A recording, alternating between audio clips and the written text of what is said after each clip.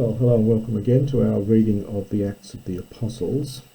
And we're in chapter 2, and we're in the middle of the speech of Peter, and up to verse 25. And this is now a quotation from the book of Psalms, and it's from Psalm 16, 8 to 11. So, David says to him, then we get this verb here. This is from pro and horao, and this is the imperfect. So pro beforehand, and horao is that verb of seeing. So it's an alpha plus an omicron, omane, and then contracts to an omega, and there's no lengthening of the vowel here. So there's no augment. So I was seeing beforehand my Lord before me. Diapantos is idiomatic, you've got to supply chronu, through all time, so hence always. Because ekdexion, again, is idiomatic, at my right hand, because he is at my right hand, hiname salutho, in order that I might not be shaken. This is from saluo, to shake. This is the aorist passive subjunctive. Dear tutor, because of this, my heart, euphranthē, this is a typical Septuagint form here, it's from euphrino, to make your mind happy, so to gladden, and it's generally going to be in the middle, but it's put into the passive in the aorist form here, but it's just because of this my heart has been made gladdened, has been made happy, and my tongue, this is from ageliaamai, and this is to be glad or to rejoice, and it's a middle form here in the aorist middle. The alpha is not lengthening. You'd expect a lengthening, but because we've got a vowel before it, probably that alpha doesn't lengthen here. It's easier to pronounce it with an alpha rather than with a long, turning it into an eta. So ageliao is to be glad, so my tongue is glad. So because of this, my heart rejoices and my tongue is glad. So rejoices or is made happy. Eti dekai, and further also, hesax mu, my flesh, kata ske, the verb is kata ske no'o here, it's an omicron contracted verb which lengthens here. This is the future. It literally means to dwell in a tent. A skene is a tent, but then so kata ske no'o was originally, because the Israelites did live in tents originally, and the verbs come into the language in the Hebrew and then gets translated literally into living in a tent, but of course we just translate it as lives. It's lost all that meaning of tents and things here. So, and still further, my flesh will dwell in hope, epelpidi, because you will not.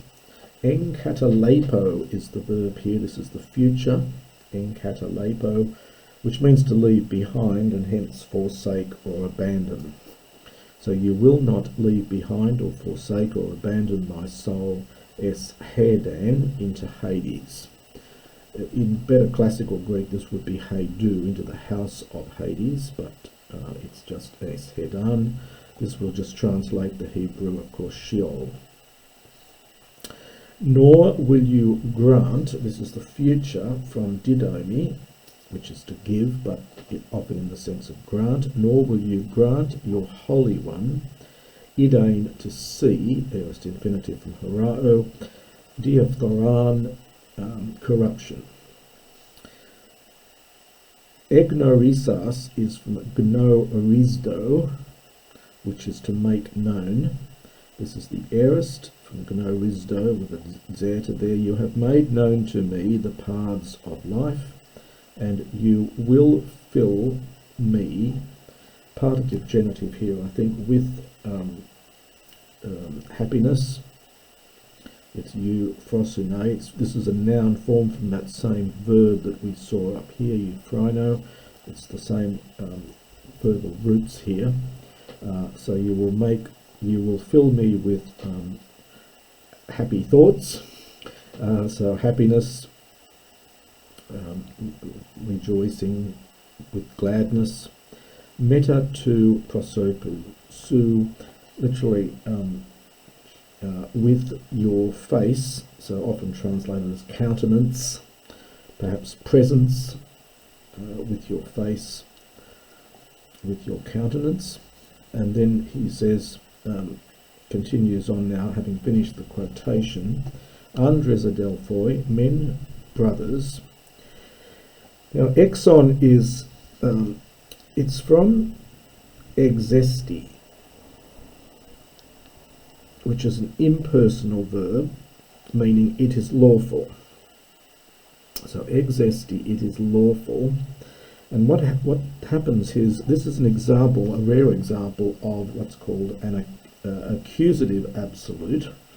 We've got genitive absolutes, of course, but when you've got an impersonal verb, instead of forming a genitive absolute, you form an accusative absolute. And what you do is you replace the verb here, which is from Amy, with its participle, on, usa, on, so this is the neuter participle, and it's in the accusative case, and it's called an accusative absolute. It's only ever used with impersonal verbs. It's fairly common in classical Greek, but probably not so common in biblical Greek.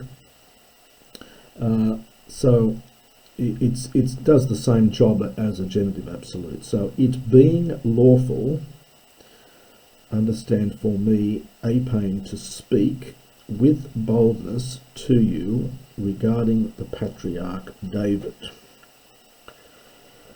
That also he died, this is from teleutao, is the verb, it's an alpha contract verb, kai etaphe, and he was buried. Now that form, etaphe, is an interesting form. It's actually from the verb thapto, which means I bury. And a number of funny things are happening to this verb here. So it's being put, this is the aorist passive. Now the grammar books just say it's an irregular verb, learn it, well that's fine, but it is actually, there is a certain degree of regularity happening here, and it's involving a thing called Grassmann's law. Grassmann's law is it's a grammatical term. It simply is used, and it happens in Sanskrit as well, where you've got two aspirated letters separated by a vowel. And languages often don't like having, well, Indo-European languages don't like having two aspirated consonants with one vowel in between, and the tendency is to deaspirate the first one. So what's happening grammatically here is we've got an augment, and then we have thapto. Now the root is thap. We're going to add on theta, eta, for our aorist form, and then the p root in here will aspirate and form a phi before the theta. So that's an intermediary form. Now what happens now is, well, two things. Firstly, the theta disappears. That's the irregularity. It is irregular, but it's because the theta is disappearing. But the other thing, which was Grassmann's law, is we now have ethaphthe. So we've got two aspirates separated by a vowel, and the first one deaspirates. And so we get etaphe.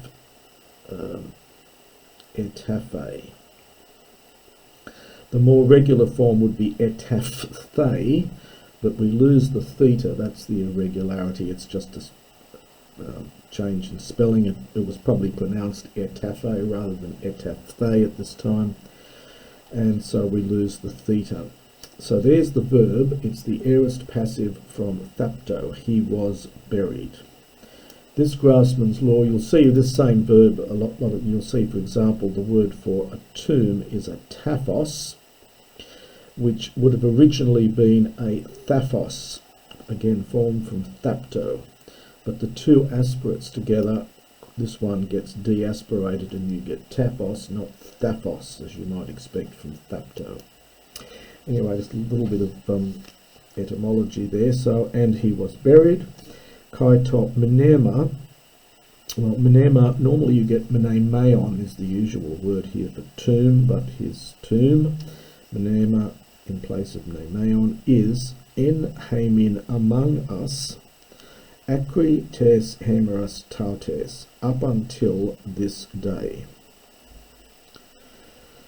And I'll finish that there and we'll continue in a later video.